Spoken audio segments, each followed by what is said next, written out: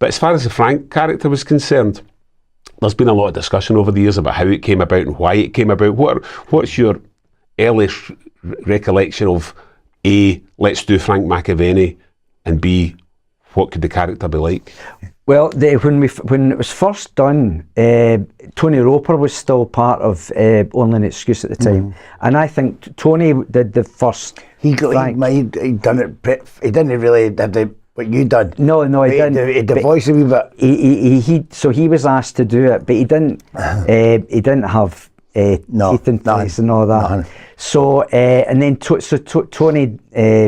He didn't want to do the programme anymore, and there was no fallout or anything like that. He just wanted to move on to other things, and so it presented me with the opportunity of doing it. And I had a naked video, a programme I used to do. Thank God, I thought you were going to say me. No, I think there's one in the archive.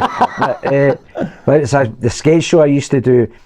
I get asked to do a character, and for that I had to get a little thing to go over my teeth, and they worked well for Frank. Me. So I used these, and that's how it started out. Yeah. And the wig was blonde, obviously, but I mean, you could have actually had a kind of ginger curly wig, because that's a Frank McAvennie I first recall. Yeah, the thing when I worked on, I wasn't known. But the thing about the wig, it's quite interesting. You get wigs that are scratch wigs, they're called, which are made up. They're not made specifically for you, and there's something quite funny about them. Aye. So the one that I used for Frank is the one I've used for 30 odd years, and it just works well.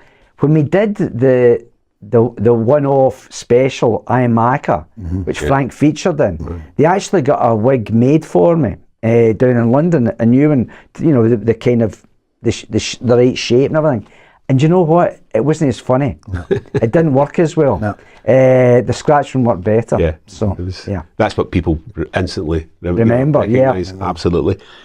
So I remember doing that when that one you were talking about I'm in Victoria's. It was Victoria's. Yeah, it was the scene was me standing as Frank, looking across the bar and the upstairs. No, it wasn't the upstairs bar. It was the main bar. I looked across, and there's Frank, and he just nodded to me, and that was it. Was it no? Where's the birds? And I says, I don't know, mate. Is that what it was? That's what it was. There you go. He says, where's the birds? And I says, don't know, mate. I've just arrived. Right, so something like that.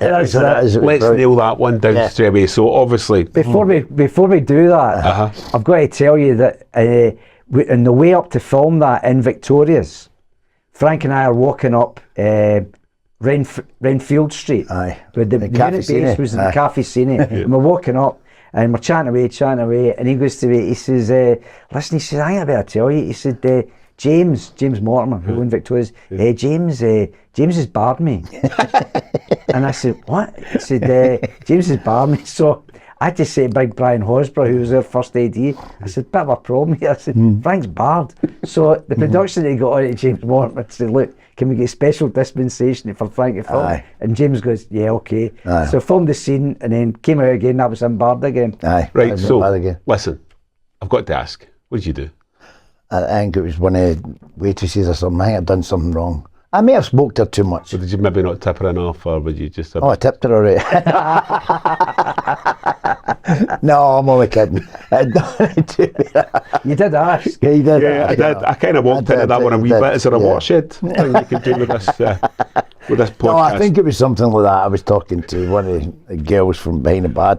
Spent too much attention to one of the girls, or gave too much attention to one of the girls. You got special dispensation to record that. Did you ever get back in? Oh, of course I did, yeah. James doesn't hold grudges. When were you last? Oh, I've not been here for years now. I've not been here for years. But it's burned down now. Is it? I was going to say that. I wasn't going to say when were you last specifically in Victoria's, but when were you last... In fact, we will discuss this as well as we discuss your character, but when were you last out clubbing? Saturday. Aye. I'm not talking about golf, Frank. No, I was in. Well, I was not clubbing. I was in Ardmore, which is a good place in Glasgow. Was it after the? I was out with a few of the actors, Tony Curry and that. So, where's the birds? Now, probably one of the most, quoted iconic phrases in Scottish television in the last 30 years. The term, there's always been a wee bit of debate about where that term first emerged, where it came from. Jonathan, can you fill us in? Well, this is how we found out about it, right? Philip Differ, who created Only an Excuse, Philip and I were in BBC Monday morning, wandering about, and there was a wee guy that used to work in the Steam Dock called Andy Hutton, who, great wee guy, big Celtic fan, and we used to always, see him walking through the corridors, and we want to catch up in the football the weekend before. Yeah. And Andy goes, he said, I was in Baird's Bar in Sunday. He said, the day before. Yeah. He said, before 12 o'clock, he said, you never believe, he said, Frank McAvennie walked in, had a wee look around, and he said to the person behind the bar, where's the birds? Right? And Philip and I were like that. You're kidding. That's brilliant. So right away, Philip goes, we'll nick that. So that's how we began to use the term. Yeah. But there's a reason that was said, I believe. It wasn't in Baird's. I owned. Was it not Baird's? It was across the road from Baird's. It was called Macca's. It's now the Hoops. Right. It's now the Hoops Bar. Yeah. It was Thomas's anyway, but I rented it off Thomas, who owned Baird's. Right. And so it was called Hoops, and I was in there. Called Macca's. It's called Macca's. It's called Hoops now. But I was trying to open. I bought the rights from a guy in London to open school dinners. I remember that. It was a restaurant in London. It was brilliant. Princess Di went there for the hen do or something. The London version. The London version. And you were going to open a Glasgow franchise. I was doing that. I bought a franchise to do it in Scotland, and I was doing interviews for staff. And my brother, obviously good-looking girls, and I know you're not allowed to do that now, but back in the day, it was my brother worked behind the bar. My brother looked after the bar for me. Right. My older brother. So when I came in, there was girls there for interview, and that's where it came from.